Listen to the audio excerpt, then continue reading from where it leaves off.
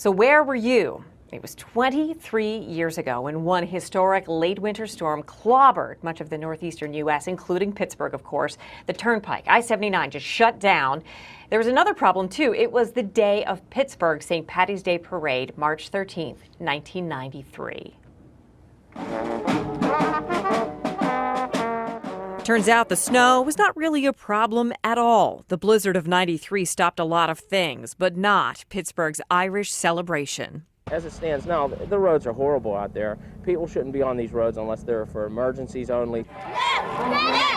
70 of the 187 parade entries did not show up, but that makes 117 marching bands and community groups that did. Happy St. Patrick's Day from the South Bowen Volunteer Fire Company.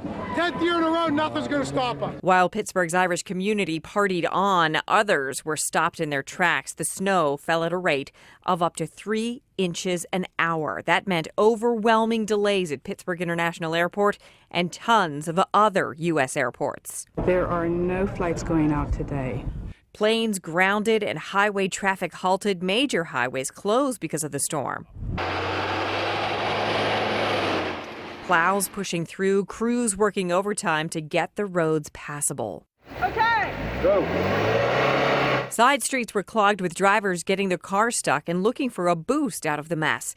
24 hours later, the snow started to taper off. In the end, we saw 23.6 inches of snow, a 100-year-old record shattered, and the digging out began for all ages of Pittsburghers. Not bad for 76. If you were lucky enough to get out your front door back in 93, you probably grabbed a sled for one last ride down a Pittsburgh hill before the spring thaw.